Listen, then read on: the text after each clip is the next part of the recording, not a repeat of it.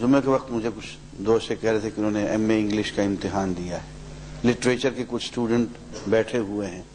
آپ سے ایک علمی بات کہنے لگا ہوں، ذرا غور سے سنیے. بہترین ادب پارا وہ ہوتا ہے جس میں جو بات کہی جا رہی ہو اس بات کے سے جو ساؤنڈ پیدا ہو رہی ہو،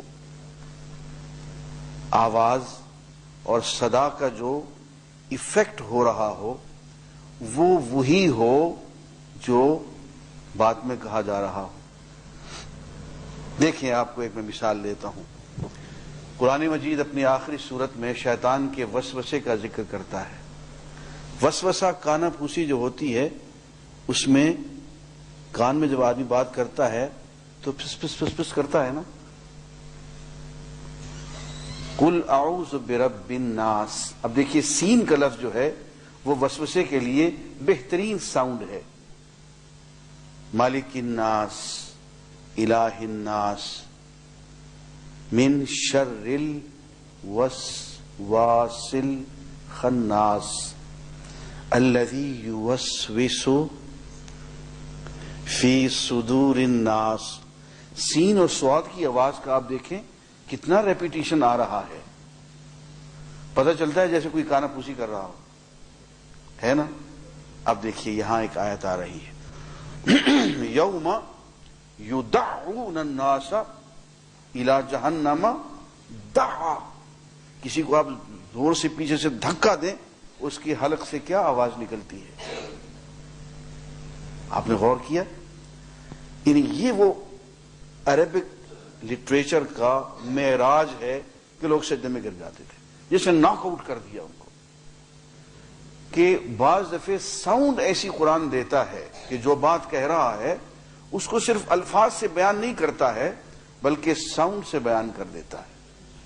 اور ساؤنڈ ایفیکٹ اتنا امپورٹنٹ ہوتا ہے ادب کی دنیا میں، اور خاص طور پہ جو ماڈرن لٹریچر ہے اس میں اس کا پتہ چلا ہے کہ جتنا امپورٹنٹ ساؤنڈ ایفیکٹ ہوتا ہے اتنا خود کانٹینٹ نہیں ہوتا ہے کہ آواز جو آ رہی ہے اس کا جو اثر ہو رہا ہے وہ کیا ہے.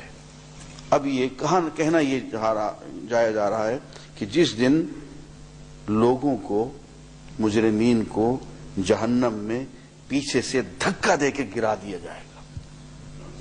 اب اس کے لیے یوں بھی کہا جا سکتا ہے یدفعون الی جہنم کہا جا سکتا تھا، لیکن دیکھیے لفظ کا انتخاب کیا ہے، یوم یدعون الی نار جہنم دعا. اب یہ دعا کی آواز جو ہے آدمی کے اس وقت حلق سے نکلتی ہے اگر کسی کو آپ اچانک پیچھے سے زور سے دھکا دے دیں. اس کو ہم ساؤنڈ ایفیکٹ کہتے ہیں. یہ میں اس لیے سمجھا رہا ہوں کہ آپ میں شوق پیدا ہو اور آپ کو پتہ چلے کہ قرآن مجید ادبی دنیا میں کتنی اونچی کتاب ہے. اور یعنی ساؤنڈ ایفیکٹ کے اعتبار سے آپ کبھی سورہ الرحمن کو پڑھیے، جس چیز کا ذکر آ رہا ہے اس کا ساؤنڈ ایفیکٹ اتنا پرفیکٹ ہے کہ آدمی حیران رہ جاتا ہے. اور آپ کو ایک مزے کا واقعہ سنا دوں.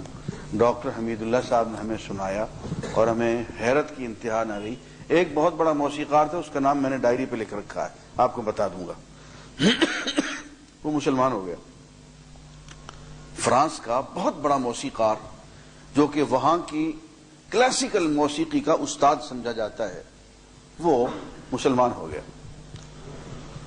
مسلمان کس بات پہ ہوا؟ وہ قرآن مجید کی ساؤنڈ ایفیکٹ پہ اور موسیقیت پہ مسلمان ہو گیا.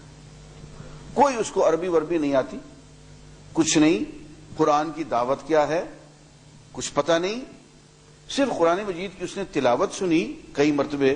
اس نے کہا یہ اللہ کا کلام ہے، یہ انسان کا کلام نہیں ہو سکتا. اس لیے کہ فن موسیقیت اس نے کہا کہ اس سے بہتر کلام نثر میں مرتب نہیں ہو سکتا.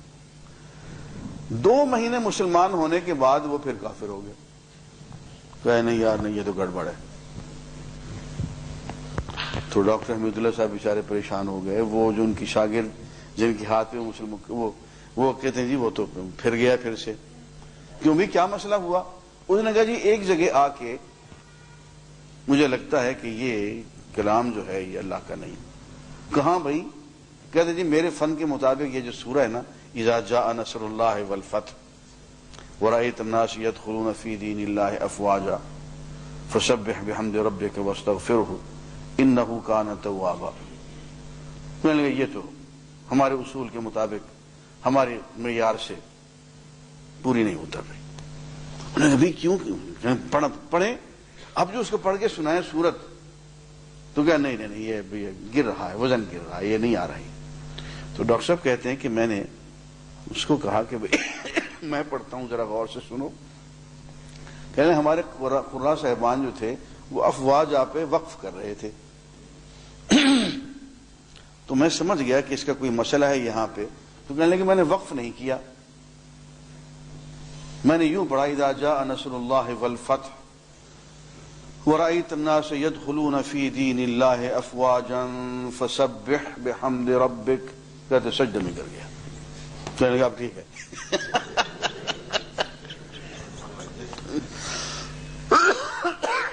کہنے لگے جی اب ٹھیک ہے. اب پتہ نہیں اس کی موسیقی کے اصول کیا تھے، غلط تھے، درست تھے، کم وقت کے، وہ کیا.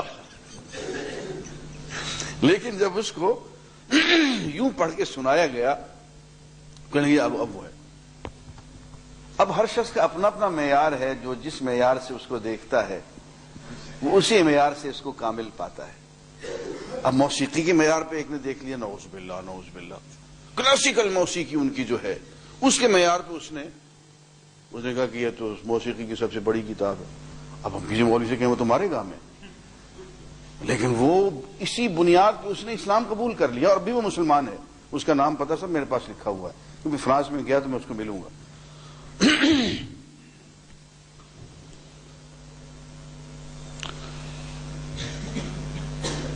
هذه النار التي كنتم بها تكذبون.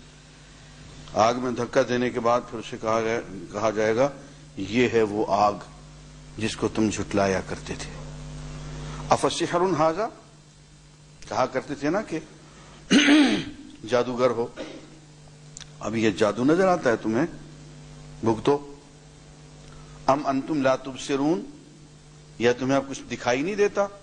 کہاں ان پڑھے ہو؟ اسلوہا، پڑے رہو اس کے اندر. فاصبروا او لا تصبروا، صبر کرو چاہے نہ کرو. سواء علیکم، برابر ہے اب تم پہ. انما تجزون ما کنتم تعملون، تم جو کچھ کیا کرتے تھے عمل اس کے مطابق تمہیں اب بدلہ دیا جائے گا. عزیزان گرامی، اب جو موضوع آ رہا ہے اس کو ذرا غور سے سنیں. ان المتقین فی جنات و نعیم، متقی لوگ باغات میں اور نعمتوں کے مقامات میں ہوں گے. فاکہین بما آتاہم ربہم، اللہ نے جو ان کو عطا فرمایا اس پہ وہ خوش ہوں گے. ووقاہم ربہم عذاب الجحیم، اللہ نے ان کو جہنم کی عذاب سے بچا لیا، اس پہ وہ خوش ہوں گے. ان سے کہا جائے گا کلوا واشربوا ہنیئا بما کنتم تعملون، تم جو کچھ کیا کرتے تھے نیک اعمال آج کھاؤ پیو مزے سے رہو. متکئین علی سرر مصفوفہ، سامنے تخت بچھے ہوئے ہوں گے، شاہی تخت، ان پہ قطار اندر قطار وہ بیٹھے ہوئے ہوں گے. وزوجناہم بحور عین، ان کو حسین موٹی آنکھوں والی عورتوں سے ان کا شادی کر دی جائے گی.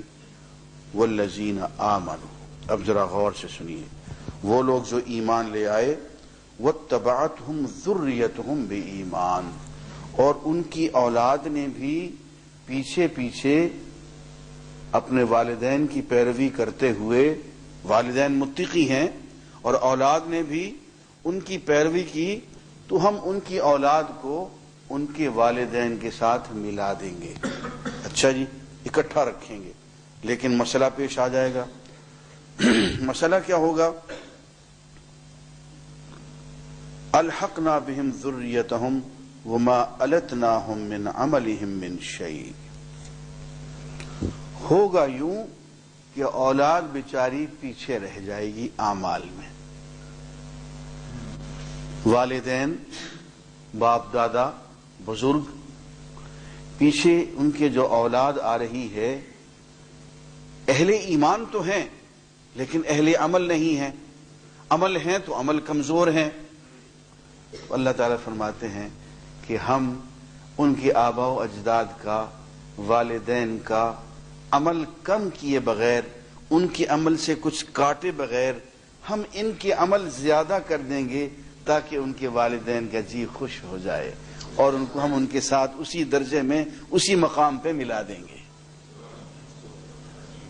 یہ اللہ کا احسان ہے کہ اللہ تعالی والدین کے صدقے، اگر اولاد نیک ہے، صالح ہے اور والدین کی فرما بردار ہے، تو والدین کا دل رکھنے کے لیے اگر اولاد صاحب مقام نہیں ہے تو اللہ تعالیٰ ان کو صاحب مقام بنا دے گا تاکہ والدین کا دل خوش ہو جائے، ان کی آنکھیں ٹھنڈی ہو جائیں۔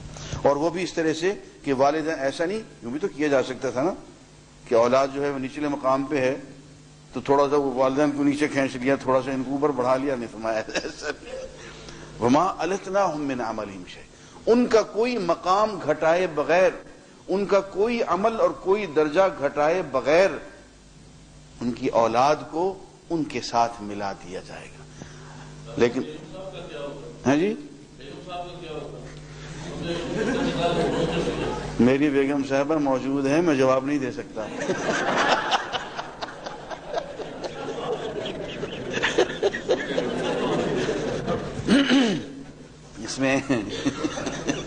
اس میں مسئلہ یہ ہے کہ وہی مسئلہ بیگمات کا بھی ہے۔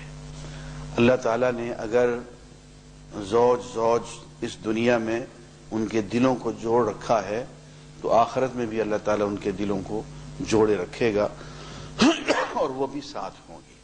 صرف مشکل وہاں آتی ہے جہاں ایک خاتون کی 2 3 شادیاں ہو گئی ہوں، وہاں مسئلہ آتا ہے فقہا کا، وہاں ذرا سا تو اس میں بعض فقہا کی رائے ہے کہ جو آخری شادی ہوگی اس کے مطابق ہوگا۔ ایک یہ کہ نہیں، بیگم صاحبہ جہاں چاہیں گی اور جس خاوند کے پاس جائیں گی وہ چلی جائیں گی، کہ اس دنیا کا نکاح جو ہے وہ یہی ختم ہو جائے گا، آگے اللہ تعالیٰ جو چاہے گا وہ جیسے انتخاب ہوگا ویسے ہو جائے گا۔ تو یہ اس میں آزادی ہے۔ اور اس میں آگے یہ بھی آ رہا ہے، مجھے بار بار بیگمات یہ پوچھتی ہیں کہ اچھا صاحب آپ کے لیے تو ہو رہے ہیں تو ہمارے لیے کیا ہے؟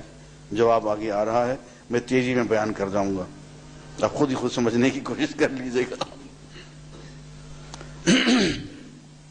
فرماتے ہیں کہ یہ تو ہم رعایت کر دیں گے، لیکن ہمارا اصول یہ ہے کل امرئ بما کسب رہین، ہر شخص اپنے عمل کا رہین ہے۔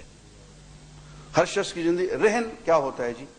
رہن یہ ہوتا ہے کہ صاحب یہ میرا قلم ہے، مجھے میاں 10 روپے دے دو، یہ قلم رکھ لو، میں 10 روپے تمہیں دے دوں گا، اپنا قلم چھڑوا لوں گا، ٹھیک ہو گیا نا جی؟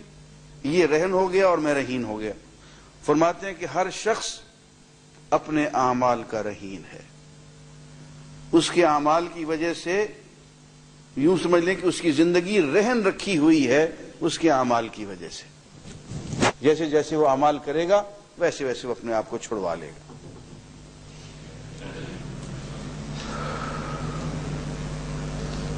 اور آگے چل کے فرمایا کہ ہم نے ان کو امددناہم بفاکہۃ ولحم مما یشتہون، وہ پھل اور وہ گوشت جو ان کا جی چاہے گا وہ ہم نے ان کو حد سے زیادہ عطا کر رکھے ہیں۔ اور یتنازعون فیہا کأسا، اور جام ہوں گے اور ان جان میں آپس میں چھینا جھپٹی کریں گے۔ مطلب وہ معلوم یہ ہوتا ہے کہ وہاں نرے مولوی نہیں ہوں گے، وہاں پہ چھینا جھپٹی کرنے والے لوگ بھی ہوں گے، بہت زندہ دل لوگ ہوں گے، آپس میں ہنسی مذاق کرنے والے بھی ہوں گے۔ یتنازعون فیہا، آپس میں ہنسی مذاق کریں گے اور جام پہ ایک دوسرے کے ساتھ تنازع بھی کریں گے، لیکن کیسا؟ جس میں کہ کسی کی دل آزاری نہیں ہوگی۔ ایسا مذاق بھی ہوتا ہے جس کو آپ بھی انجوائے کریں، میں بھی انجوائے کروں، آپ بھی لطف اندوز ہوں، میں بھی۔ یہ مزاح جو ہے یہ مسنون ہے۔ حضور اکرم صلی اللہ علیہ وسلم ایسا مزاح فرمایا کرتے تھے، لیکن ایسا مزاح جس میں کہ کسی شخص کی دل آزاری ہو جائے وہ حرام ہے۔ ایسا مزاح جس میں کوئی شخص بے عزت ہو جائے، اس کی دل آزاری ہو جائے، اس پہ چوٹ پڑ جائے، اس پہ تانا لگ جائے، وہ حرام ہے۔ تو ایسا تضاع ہوگا، تنازع ہوگا، ایک دوسرے کے ساتھ مذاق چھینا جھپٹی ہوگی، لیکن فرمایا ایسی نہیں لا لغو فیہا ولا تأثیم، نہ کوئی بےہودہ بات ہوگی، نہ کوئی گناہ کی بات، نہ دل آزاری ہوگی. ایسا مذاق اور ایسی چھینا جھپٹی کہ سب لوگ اس میں لطف اندوز ہو رہے ہوں گے. وَيَطُوفُ عَلَيْهِمْ غِلْمَانٌ، اور ان کے ارد گرد نوجوان خوبصورت طواف کر رہے ہوں گے. میں یہ جلدی میں سنا رہا ہوں. لَهُمْ كَأَنَّهُمْ لُؤْلُؤٌ مَكْنُونٌ، اور یہ نوجوان ایسے ہوں گے جیسا کہ چھپے ہوئے موتی ہوتے ہیں. پتہ چلا کہ اگر مردوں کے لیے حوریں ہیں تو خواتین کے لیے یہ غلمان ہیں. اس لیے اس پریشان ہونے کی ضرورت نہیں ہے. لوگ کہتے ہیں کہ یہ اللہ تعالیٰ جو ہے صرف مردوں کا اللہ تعالیٰ ہے، نہیں، خواتین کا بھی ہے.